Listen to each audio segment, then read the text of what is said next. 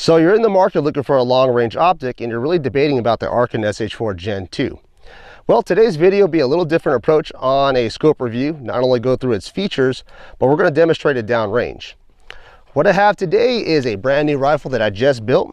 This is a 6-arc rifle in the MDT ESS chassis, and we have mounted on top the Arken SH4 Gen 2 6-24x56 in MRAD. So we're going to demonstrate this scope downrange. I'll be using the Tacticam, so you guys will get first perspective of how this thing looks downrange. I'll give you guys my opinion, how well this optic looks in clarity. We'll compare this to the EP4 series that I've done a review in the past. Put a link in the top left if you're interested on that one. But like I said, we'll go over the features, demonstrate it downrange at 1,000 yards, see how well this thing tracks, and also use the stub tensions. One of the key factors on a rifle optic that folks are looking for is not only how the turrets feel, how well they track, but also how well that reticle performs. Well, folks, thanks for joining the Eagle's Nest. Stick around. Well, this Arken SH4 Gen 2 is a 34mm tube. However, I did notice that there is quite a bit of protrusion on the actual erector system. And if you are looking to buy this optic, do know that a majority of the one-piece scope mounts will not work for this scope due to the fact that this erector system does stick out pretty far.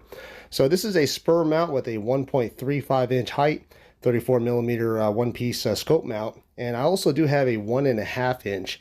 The 1.5 inch barely clears it, and honestly it's a little bit too close for comfort. So if you're going to get this scope, you're going to have to get a 2-piece scope mount. As far as the scope operation itself, it's very smooth. By far one of the best that I've felt for this price range. Very easy to manipulate one-handed, both the magnification and the ocular. The turrets themselves are very tactile. They are a very positive click. They do line up very nice on every subtension there. And the zero stop's a nice add-on, so it's a very solid lockup. So the parallax setting goes all the way down to 25 yards to 500, and it is laser etched, which is a huge upgrade over the EP4, which didn't have any markings at all, which made you kind of hunt for the parallax. So a huge upgrade on the EP4 on this. It does have an illuminated reticle with an off position for each setting, and like I mentioned, the turrets themselves are very tactile, even on the windage. So I did opt in to purchase the precision pack, and in my opinion, the flip-up caps are kind of really difficult to install and cheesy in my opinion. I'd rather spend the money on Butler Creek, but the throw lever is a good add-on. I just don't have it on here because of the Tacticam.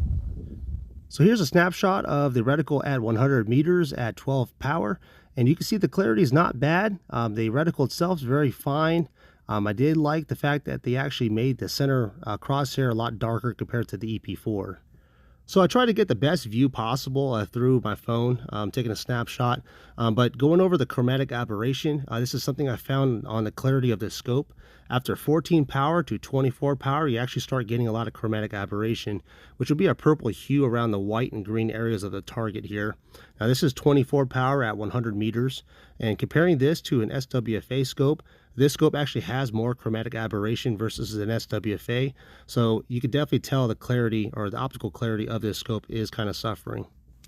So as comparison, here's the EP4 scope at 24 power as well. You can tell that the colors are a lot sharper, a lot brighter, and you don't really have as much chromatic aberration. So here's the difference between Chinese glass versus Japanese glass.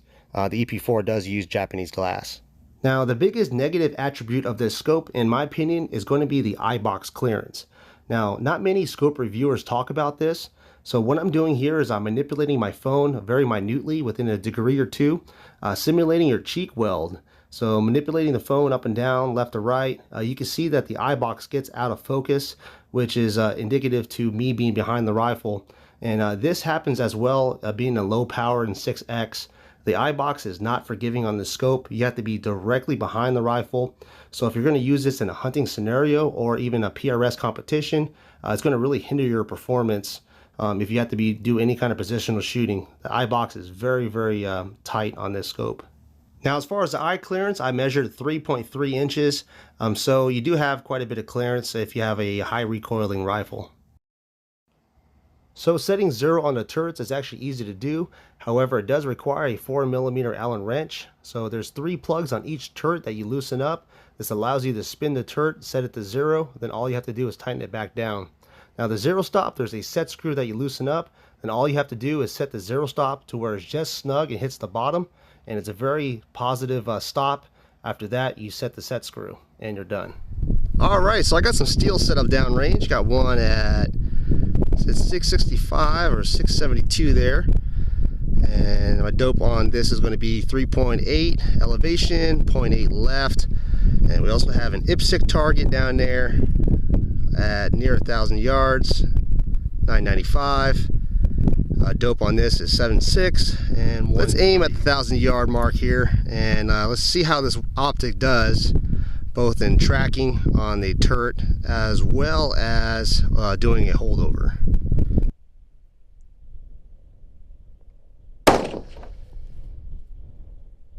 Ooh, just low, looks like. So let's come up 7.3 here. It should do it. We'll hold about 4/10.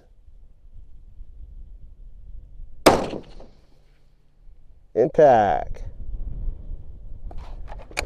All right, so 7.3 is the dope. We'll do one more just to confirm, holding 4/10.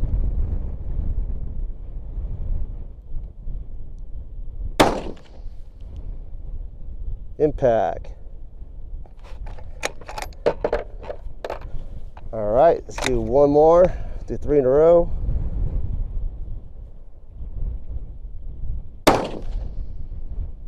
Impact. Okay, so knowing that, let's go ahead and zero out and let's do a holdover.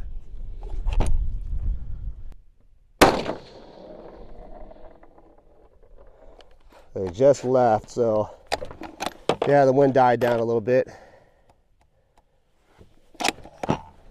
Elevation looks like it's tracking now.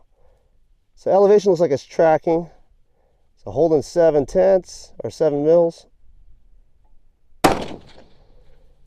Impact. So that was with the wind dialed in. Do one more follow up.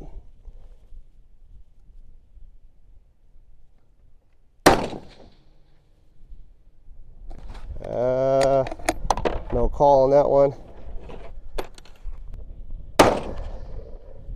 Impact. That was left side. So it does look like it's tracking. So we went back down. Seems to be tracking very well. The subtensions are spot on. Maybe off, maybe 2/10, but we'll give it a try again here.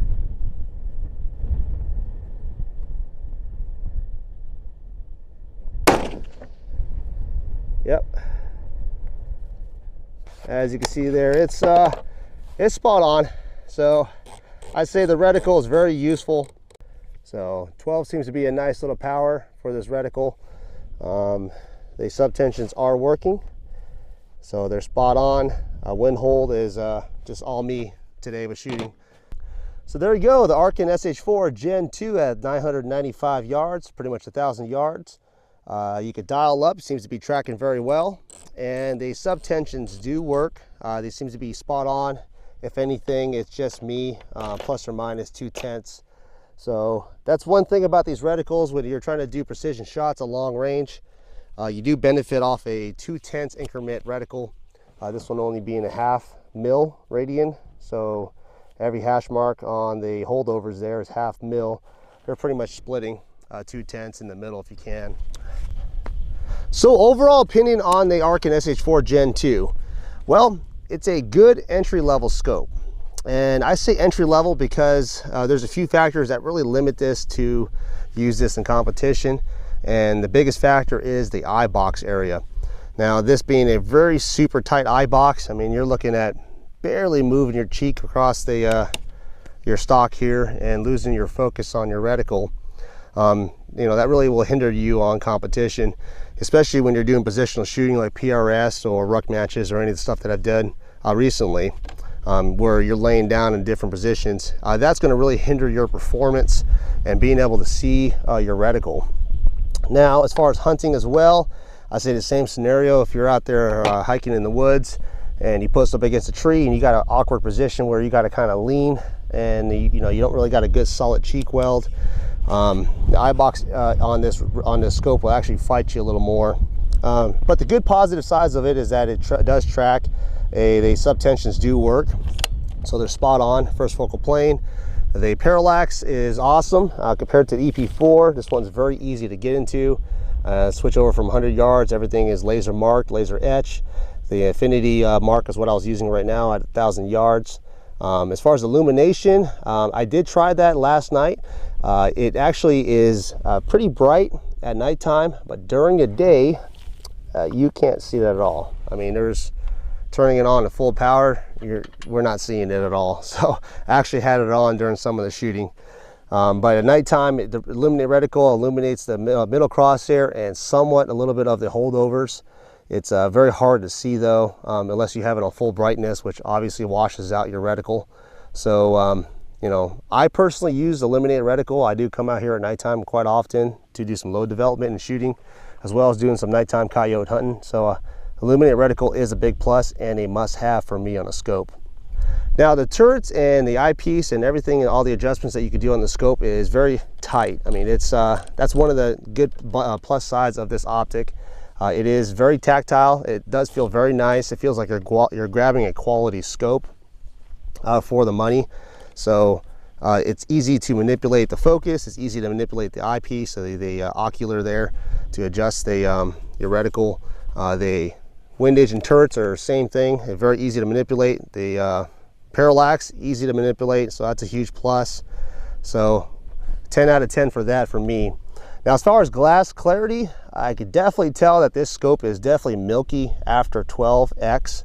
You know, you get around 14x, the clarity of the scope is kind of diminishing very, very fast. I do get a lot of chromatic aberration. At 1,000 yards, the mirage is, you know, not only killing me, but there's chromatic aberration with the actual mirage as well at higher power. But like I mentioned, most of the time I usually use a scope right around 12x. If anything, 10 or 8 is what I usually mostly use. So at 10x, 12x, 10 to 12x, the clarity is very, very good. I'd say it compares to a Vortex Strike Eagle. However, when you go up to the higher power, that's where some of these higher end optics like the Strike Eagle or the PST come in handy. It does, you know, it does come a lot clearer. Now, the funny part about this scope is that it seems clearer than my EP4, in which in fact Arken is currently not developing them right now.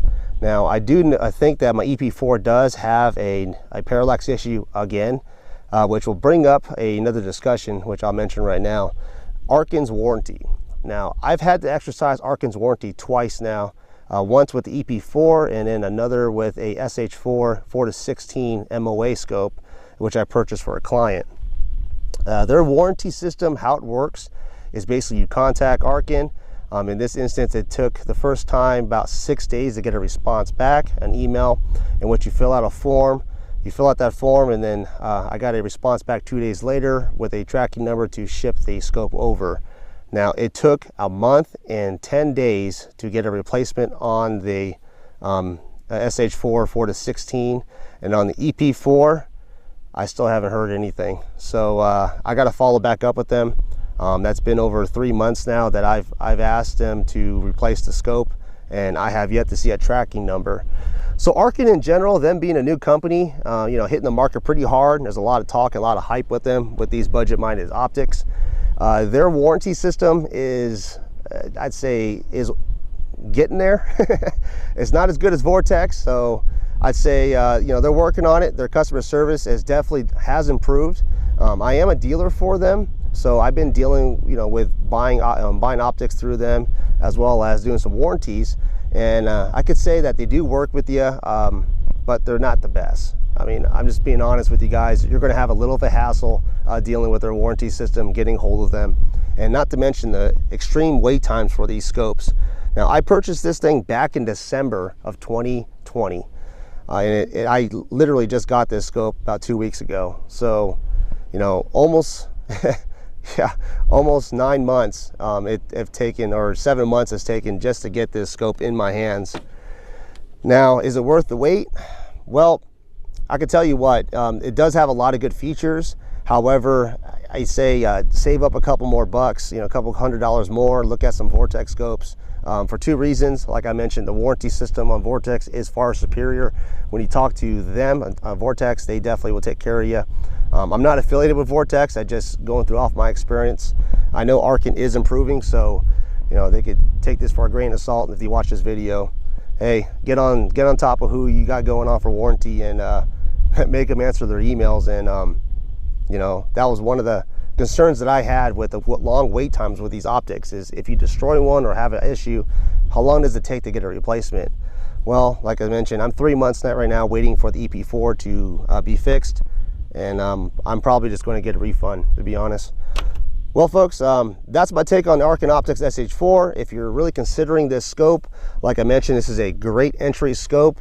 If you're considering this scope for competition, I say save up a few more $100, get a better optic. The eye-box area really isn't going to benefit you on competition.